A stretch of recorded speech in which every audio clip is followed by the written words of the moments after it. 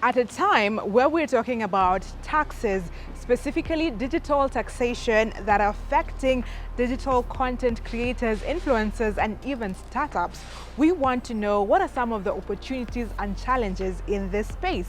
So we joined KBC at a think tank event which brings together different stakeholders in the sector to dissect this particular issue. So that is one of the stories that we're going to bring you today, among many other tech stories. This is Take on Tech. You are rightly tuned in as always, and my name is Stephanie Ayeta. The digital tax in the tech space represents a crucial step towards ensuring that the rapidly growing digital economy contributes fairly to national revenue. It helps create a level playing field for local businesses, supports the development of the tech sector, and provides much needed funds for public services and infrastructure.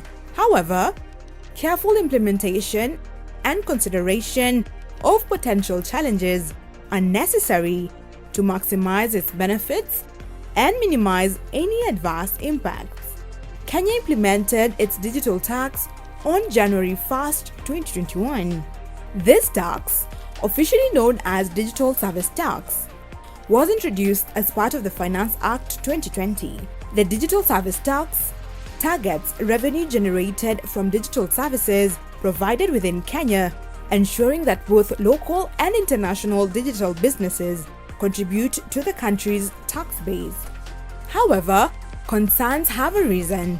This includes compliance, tax base erosion, implementation, economic impact, data protection, and enforcement, necessitating a balanced approach that fosters business growth while ensuring fair digital taxation. The implementation of a digital tax, specifically within the tech space, is significant in the sense that it first captures revenue from tech giants such as Google, Facebook, Amazon, and Netflix, which operate in multiple countries, including Kenya, without having a substantial physical presence. The digital tax is meant to ensure that these companies contribute to the local economy by paying taxes on the revenue they generate from Kenyan users. So when you look at the nature of digital service tax, you are basically looking at a company that is not located in Kenya completely, but Kenyans use their services. So a good example would be Netflix. Kenyans use Netflix, but Netflix doesn't have an office here. We have a lot of gaming games, computer games, video games, phone games that we do download, but the providers are not in Kenya. But for you to use them, you have to pay either by a credit card or by a bank account and all those other mechanisms. So basically, we are looking at a digital service tax, a tax of 1.5% on, for example, what the non-resident earns from our country. Yes, and then you had also asked a very good question on locals. What benefits are they getting or are incentives from tax? Last year, there was an amendment to the Finance Act under Section 5 of the Income Tax Act, which allows startups that have engaged, tech-savvy youth or people, if they are to onboard them and give them some shares, those shares are not taxed immediately.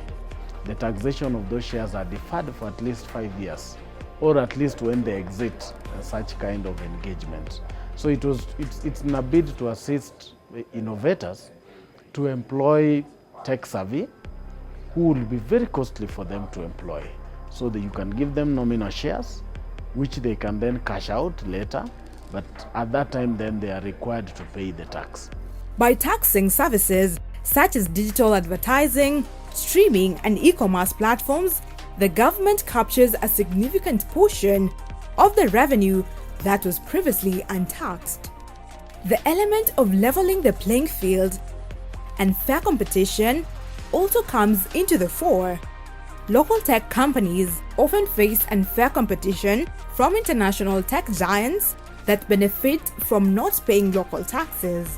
A digital tax helps level the playing field, ensuring that all companies, regardless of origin, contribute equitably to the tax system. It is also aimed at supporting local startups. By creating a fairer tax environment, the digital tax supports local startups and smaller tech enterprises, helping them grow and compete more effectively. It also encourages compliance and formalization.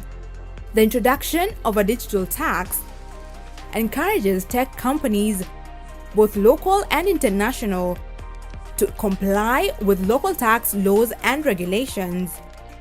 This can lead to better governance and more predictable business environments. As more businesses move online, formalizing the digital economy through taxation can help bring more businesses into the formal economy, improving oversight and regulation. The implementation of a digital tax in Kenya is significant as it allows the government to tap into the rapidly growing digital economy. This is crucial for increasing national revenue without solely relying on traditional sectors. With more businesses and consumers shifting to online platforms, the digital tax ensures that the government captures tax from e-commerce and digital services which were previously untaxed. The digital tax is also part of a broader effort to modernize economic policy to keep pace with technological advancements. This ensures that the tax system is relevant and effective in a rapidly changing digital landscape. The challenges and considerations arise from the implementation complexity. Implementing a digital tax can be complex, particularly in accurately assessing and collecting taxes from global tech companies that may not have physical presence in Kenya. There is a potential for the cost of the digital tax to be passed on to consumers, leading to higher prices for digital services.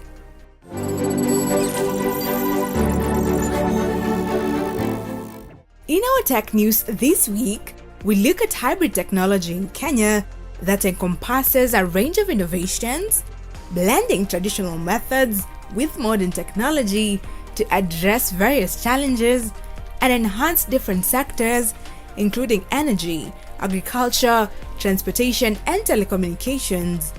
We also look at the digital transformation that is going on in the country, in the manufacturing sector, as well as the adoption of AI technology in the health sector.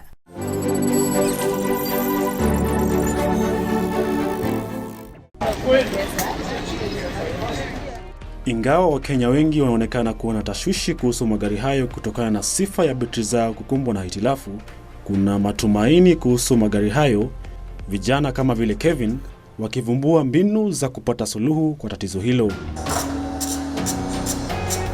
Baada ya kusafiri mwendo wa kilomita 45 kutoka jijini Nairobi, hatimaye tunawasili katika karakana ya Kevin mjini Thika. Idadi ya magari katika karakana hii inaashiria tatizo linalowakumba wamiliki wa magari yanayotumia kawi ya kielektroniki na mafuta. And the main challenge was to get someone competent enough to fix the car for him. And I think the answers that we would get is what really motivated me to get more interested and venture into the industry. Kevin ana shahada ya uhandisi wa magari ya kielektroniki kutoka chuo kikuu cha Dedan Kimathi na hujipatia riziki kutokana na ujuzi wake wa kukarabati betri za magari hayo aliyoanza kama uraibu akiwa mwanafunzi wa chuo kikuu. By and by, when once I was out of school, found myself in the automotive industry, and the desire to learn more about the hybrid was still there, and I saw an opportunity. That's definitely why, because the hybrid market was growing, and I thought this could be a good opportunity. Pindi gari linapowasili katika karakana hii, uchunguzi hufanywa kubaini hitilafu zilizopo katika betri hiyo, na hitilafu inapotambulika, ukarabati huanza na unajumuisha uwekaji vifaa vipya au kukarabati vifaa ambavyo havijaharibika sana. We first run a diagnosis test on the car to ascertain the problem and the issue that's being that based on the customer complaint. We would try to check whatever would be causing the issue. And then of course now is the actual now checking of the component. Say it's the battery hybrid, that involves opening up the battery and doing tests on the individual modules. Most of them have separatable modules that can be serviced individually. Hata hivyo, Kevin anasema magari ya hali ya juu yaliyo na betri za mafuta na umeme hukarabatiwa kwa njia tofauti. Mercedes, most of them come with lithium batteries that you have to change the complete battery pack. There is no reconditioning, so that one now you have to recharge the replacement of the battery pack, which is around 15,000 for the replacement. Nyambura, dadake Kevin ambaye pia ni mshirika, husaidia kwenye kazi ya ukarabati na mauzo ya magari hayo. Amekumbatia kazi ya jua kali ambayo imetawaliwa na wanaume. It's not as much as it was before back then, you know, when we have women trying to get into the field. Right now I feel like it's more open and it's embracing the change.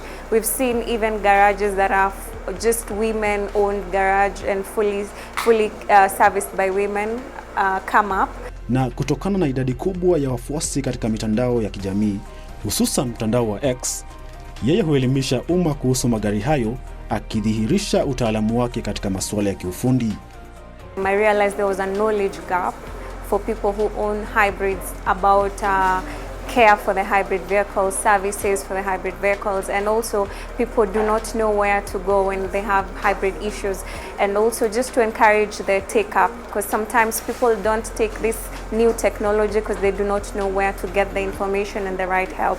So that's how I got myself in X and I have grown to this point.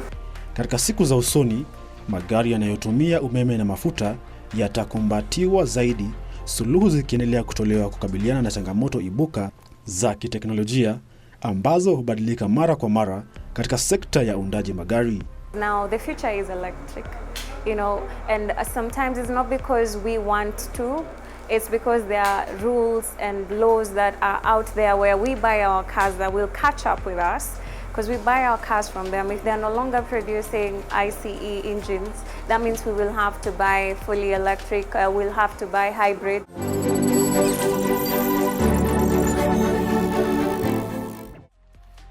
Projects such as the Jitume Digital Program, launch of Wi-Fi hotspots, and at least 1,450 innovation hubs are part of Kenya's digitization efforts. Kenya joined the League of Smartphone Producers in October last year. The plan is to deepen digital transformation in Kenya by expanding the local production of smartphones at the Konza Technopolis. Moving forward, apart from telephones, we will ensure that we embark on manufacture of both computer hardware and computer software right here in Kenya.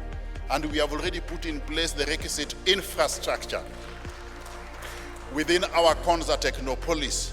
Already, affordable smartphones are being manufactured at the East Africa Device Assembly Kenya Limited, a joint venture of local mobile network operators and international device manufacturers.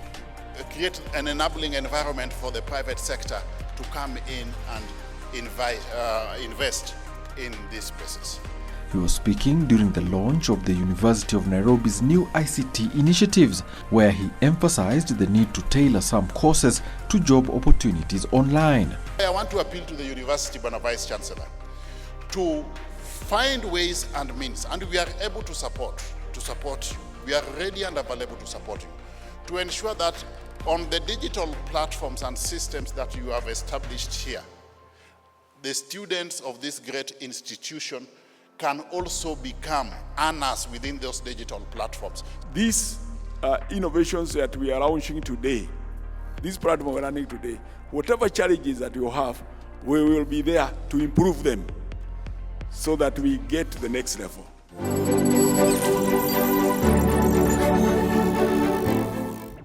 From personalized treatment recommendations to AI predictive analytics, embracing artificial intelligence could have significant impact on healthcare provision.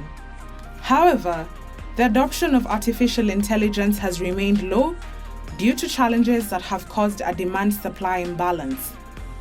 In order to bridge this gap, players within the healthcare industry say artificial intelligence can be harnessed to improve service provision, boost existing jobs, while also creating new ones. We don't only talk about generative AI, but we also talk about some of the opportunities that exist that maybe we've already integrated into practice, so as to bring all of us together to not be fearful in our approach to this new technology.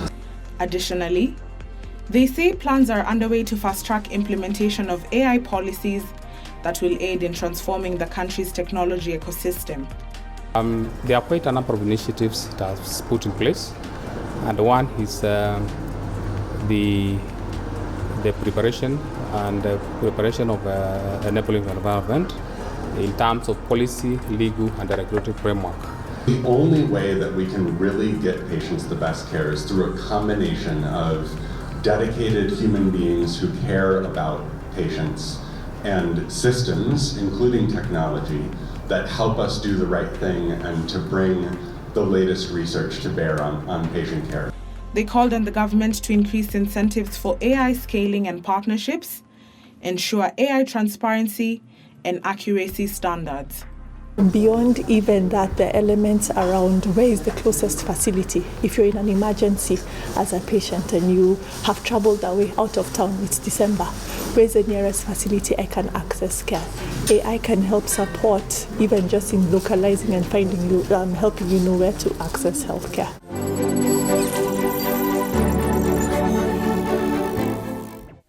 Stakeholders have been holding forums aimed at establishing clear legal framework for digital activities crucial for responsible taxation and value creation. Even as the digital tax is espoused, care must also be taken to balance tax policies to ensure that they do not stifle innovation or discourage investment in the tech sector. If you look at the growth of the startup ecosystem, we're roughly 14 years old, right? So we're still young and also developing. What has actually helped Kenya to catapult or even leapfrog in terms of digital transformation and also positioning Kenya as a global destination for investment and knowledge and tech transfer is really the startups that we have birthed from this country.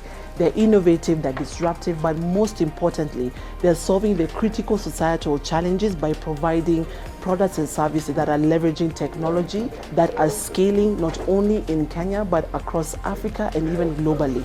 If you look at the amount of investments that has come into the country, we have had more than $1.1 billion coming into the startup ecosystem, and that is largely attributed to foreign direct investment. Our plea and continuous conversation with government is how can we create a locally backed up fund that can support these startups to thrive and grow, but at the same time accessing critical government services such as compliance and regulation to ensure that not only are they building scalable businesses, but they are also compliant, because even for that compliance, it's an attractive ingredient or mechanism to also pull in other investors to invest in a startup. Already, ICT in general or technology is a complex issue. And so you can imagine then you add on to taxation onto it, which is again is another very difficult and complex terrain. So the complexity when you bring in technology and taxation, I think for many people it becomes quite a bit to handle. Kenya's digital tax policies align with the broader international guidelines and discussions, such as those led by the Organization of the Economic Cooperation and Development, OECD, on taxing the digital economy. This can help Kenya stay in sync with global best practices. Currently, there are proposals to repeal the digital service tax and basically introduce a tax called significant economic presence tax, still targeted at non-resident persons providing digital services through these digital marketplaces. Now, when it comes to resident persons, we've also seen proposals from the government to basically introduce withholding tax on digital content monetization. So this is mainly impacting digital content creators and has been enforced since last year through the Finance Act 2023. And also we've seen proposals to expand the scope of services caught under digital content monetization.